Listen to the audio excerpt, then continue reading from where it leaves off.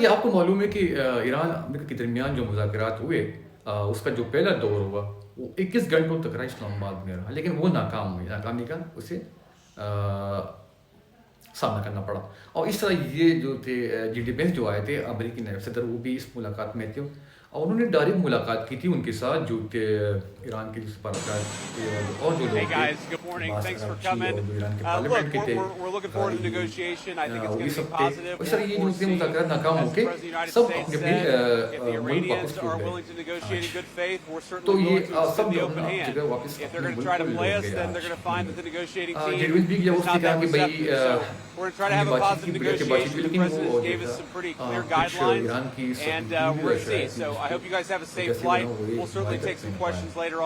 اور جو white house کا جو ترجمان ہے اس نے بھی کچھ اپنے پریس بریفنگ کی.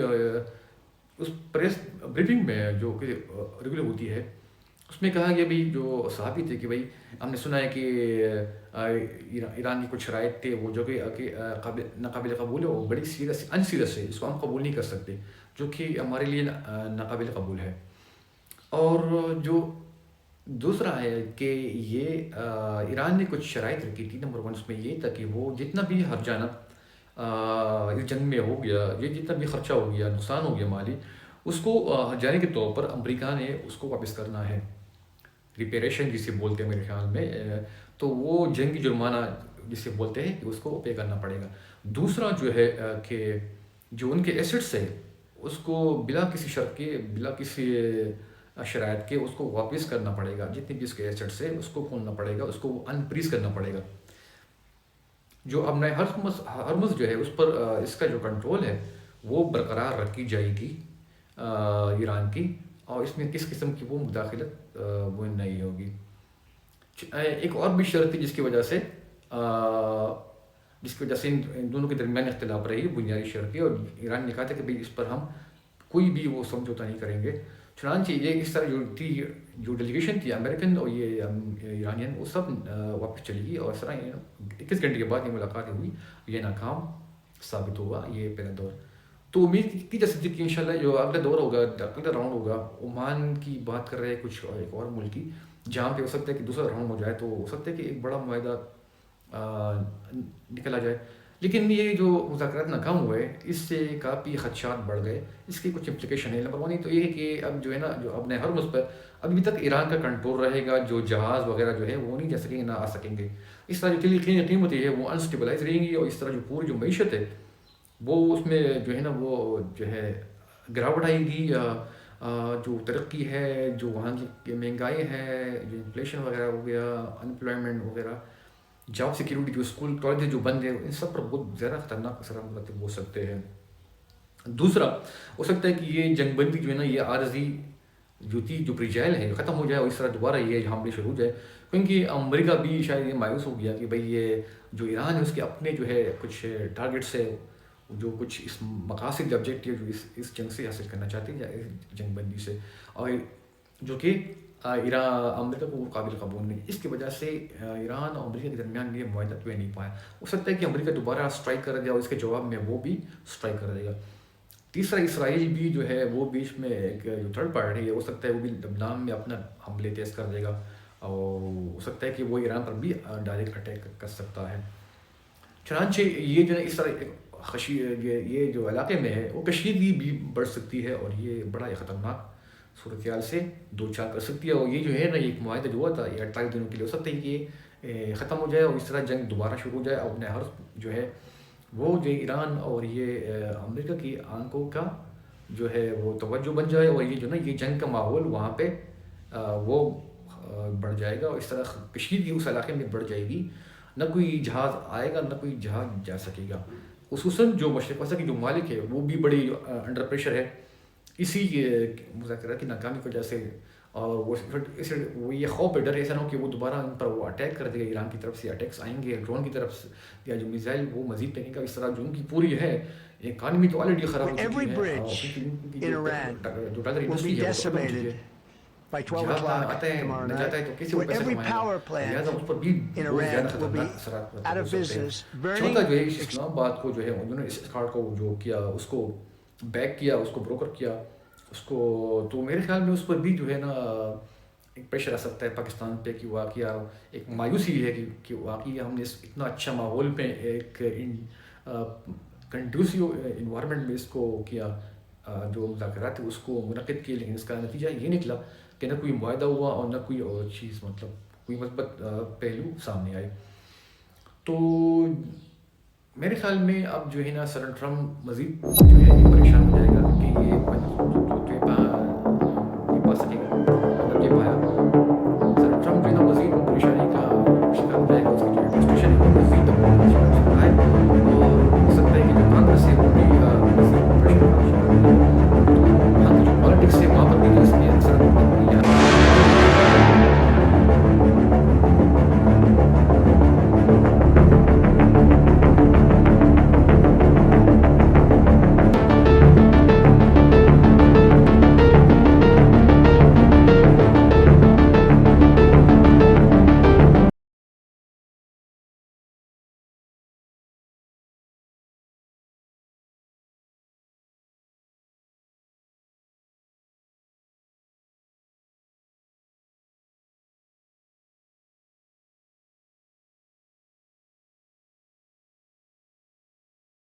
یہاں کی جو پالیٹکس تھے پاکستان کے، جو ساؤتھ ایشیا ہے، جو ہے چائنا اور جو رشیا، اس پر بھی دباؤ آ سکتا ہے. اور اس طرح جو ہندوستان کی جو پالیٹکس ہے وہاں بھی وہاں پر بھی اس کے اثرات مرتب ہو سکتے ہیں. تو یہ جو نا اب ہم تاریخی جائزہ لیں گے امریکہ ایران کے تعلقات کا.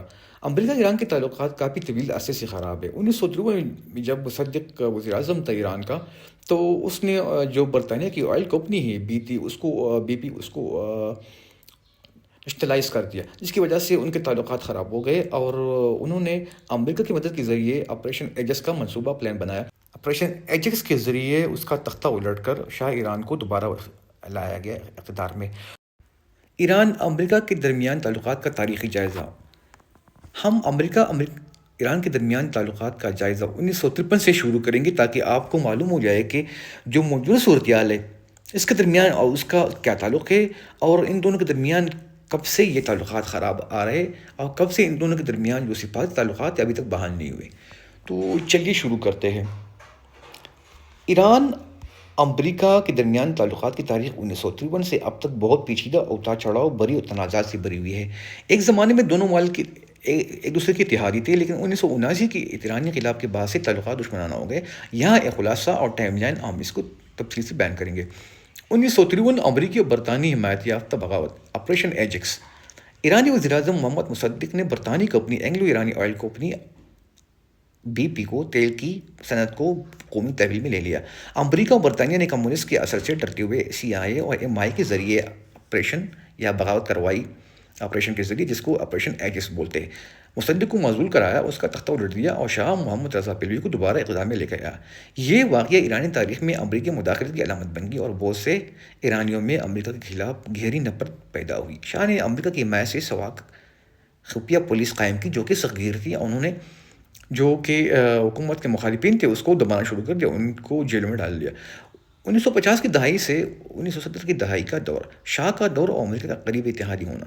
شاہ نے امریکہ سے بھاری ہتھیار خریدے اور تیل کی صنعت میں مغربی کمپنیوں کو برابر کا حصہ دیا اور ان کو مالا مال کر دیا. 1957 کو امریکہ نے عام ایٹم فار پیس پروگرام کے تحت ایران کو جوہری ٹیکنالوجی دی، جو بعد میں ایران کے جوہری پروگرام کی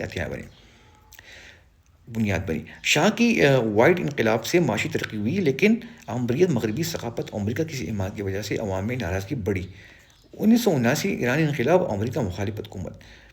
ایرانی عوام نے شاہ کی امریت امریکہ کی حمایت کے خلاف بغاوت کی. آیت اللہ روح اللہ خمینی کی قیادت میں اسلامی جمہوریہ قائم ہوا. شاہ امریکہ بھاگ گیا. یہ انقلاب امریکہ کے لیے بڑا دھچکا لگ گیا، اور یہ بہت بڑا انقلاب ایران میں برپا ہو گیا. 1979-1981 امریکہ کے سفارتخانے پر قبضہ، ہوسٹیج کرائسس. 4 نومبر 1979 کو ایرانی طلباء نے تہران میں امریکہ کے سفارتخانے پر قبضہ کر لیا اور 52 امریکہ کو 444 دن تک یرغمال بنا کے رکھا. مطالبہ یہ تھا کہ شاہ کو واپس بھیجا جائے. امریکہ نے سفارتی تعلقات ختم کر دیے، پابندیاں لگائی، اور ایک ریسکیو آپریشن ناکام ہوا.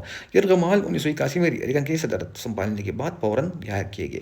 یہ واقعہ امریکہ میں جیم کارٹر کی حکومت کے لیے بہت بڑا سیاسی نقصان ثابت ہوا. 1988-1980 کی عراق جنگ. 1980 اور 88 کی ایران عراق جنگ، امریکہ نے عراق صدام حسین کی حمایت کی جبکہ عراق نے ایران پر حملہ کیا۔ امریکہ نے ایران پر پابندی سخت کی اور خلیج میں براہ راست فوجی کارروائی کی، جیسے 1988 میں ایرانی مسافر طیارہ گرانا جس میں 209 افراد ہلاک ہوئے۔ 1980 کی دہائی ایران کنٹرا اسکینڈل، ریگن نظامیہ نے خفیہ طور پر ایران کو ہتھیار بھیجے تاکہ لبنان میں امریکی رمال رہا کیا جا سکے، یہ قانون کی خلاف ورزی تھا۔ 1990 اور 2000 کی دہائی، دہشت گردی کی حمایت کا الزام، امریکہ نے ایران کو دہشت گردوں کی سرپرستی یا ریاست قرار دیا۔ 1983 میں بیروت میں امریکی فوجیوں پر حملوں میں ایران کا ہاتھ بتایا گیا۔ صدر بش نے 2002 میں ایران کو شرارت کے محور ایکسس آف ایول بھی قرار دیا تھا۔ 2015 میں جوہری معاہدہ JCPOA، صدر اوباما کے دور میں ایران اور P+1 امریکہ، برطانیہ، فرانس، جرمنی کے درمیان جوہری معاہدہ طے ہوا۔ ایران نے جوہری پروگرام پر پابندی قبول کی اور اس کے بدلے پابندی ہٹا دی گئی۔ یہ معاہدہ ایران کے جوہری ہتھیار بنانے کی روک تھام کے لیے تھا۔ 2018 اور ٹرمپ کا معاہدہ ختم کرنا، صدر ٹرمپ نے JCPOA سے امریکہ کو نکال لیا اور میکسیمم پریشر، زیادہ سے زیادہ دباؤ کی پالیسی اپنائی اور نئی پابندیاں لگائی۔ I've seen a lot of inaccurate coverage today from the media about these negotiations and these plans already. So let me be clear and correct the record. The Iranians originally put forward a 10-point plan that was fundamentally unserious, unacceptable, and completely discarded. It was literally thrown in the garbage by President Trump and his negotiating team. حزب اللہ، حوثی اور Hamas کی سرگرمیاں جاری رہی۔ 2025-2026 براہ راست تنازع اور حالیہ واقعات۔ 2025-26 میں امریکہ اسرائیل نے ایران کی جوہری مقامات پر حملہ کیے، ایک 6 ہفتوں کی جنگ ہوئی جس کے بعد عارضی جنگ بندی ہوئی۔ اپریل 2026 میں اسلام آباد، پاکستان میں اعلیٰ سطح کے سربراہان مذاکرات کے لیے ان کے درمیان مذاکرات ہوئے، بیٹھک ہوئی امریکی نائب صدر JD وینس کی قیادت میں، لیکن 21 گھنٹوں کی بات چیت کے باوجود کوئی معاہدہ طے نہ ہو سکا۔ کلیدی اختلاف ایران کا جوہری پروگرام، اپنے ہرمز کی سلامتی اور علاقائی مسائل تھے۔ موجودہ صورتحال اپریل 2026، دونوں ممالک کے درمیان سپاہی تعلقات 1980 سے ختم ہیں۔ امریکہ ایران کو دہشت گردوں کی سرپرست سمجھتا ہے جبکہ ایران امریکہ کو بڑا شیطان کہتا ہے۔ تعلقات میں اعتماد کی شدید کمی ہے جو علاقائی استحکام کی تیل کی سپلائی اور عالمی معیشت پر اثر انداز ہوتی رہتی ہے۔ خلاصہ 1953 کی بغاوت نے بنیاد رکھی، 1979 کے انقلاب میں تعلقات توڑے اور جوہری مسئلہ پابندی اور پراکسی جنگی تناؤ کو برقرار رکھے ہوئے ہیں۔ کبھی کبھار مذاکرات ہوتے ہیں جیسے کہ اسلام آباد میں، لیکن گہرے اختلافات حل ابھی تک نہیں ہوئے۔ چنانچہ یہ 4 وجوہات جس کی وجہ سے یہ مذاکرات ناکام ہوئے اسلام آباد میں۔ ایک یہ ہے کہ جو جنگ میں جو نقصان ہوا ایران کا، اس کا پورا پیسہ چاہیے، مطلب وار ریپیریشن چاہیے۔ دوسرا کہ جو سینکشن لگے ہوئے اس کو بالکل ختم کر دے، جو ایسٹس ہے اس کو ختم، جو ایسٹ ہے اس کو انفریز کرے تاکہ یہ پیسہ پورا اس کو مل جائے۔ اور تیسرا جو ہے کہ جو پورے وسطی ایشیا میں ہے یہ پورا جنگ بندی ہونا چاہیے، وہاں پہ کوئی ایگریشن نہیں ہونا چاہیے، جس طرح اسرائیل وہ لبنان پہ کر رہا ہے اس کو بھی سٹاپ ہونا چاہیے۔ اور چوتھا جو ہے کہ اسٹریٹ اپ ہارموز پر مکمل کنٹرول ساورنٹی ہونا چاہیے ایران کا، جس کی وجہ سے یہ مذاکرات ناکام ہوئے، جس کو قابل قبول نہیں تھے امریکہ کے لیے، اس لیے اس کو کوئی ڈیل یا کوئی نتیجہ خیز مطلب کوئی ایگریمنٹ دے پانی اور اس طرح کی مذاکرات اختتام کو پہنچے۔ امید ہے دوستوں آپ کو یہ ویڈیو پسند آئے گی۔ اگر آپ کو اس قسم کی ویڈیو پسند ہے تو میرے ویڈیو کو لائک کریں، شیئر کریں اور میرے چینل کو سبسکرائب کریں اور بیل آئیکن بھی کو پریس کریں تاکہ اس قسم کی ویڈیو مزید آپ کو اس کی نوٹیفیکیشن آپ کو مل جائے۔ شکریہ۔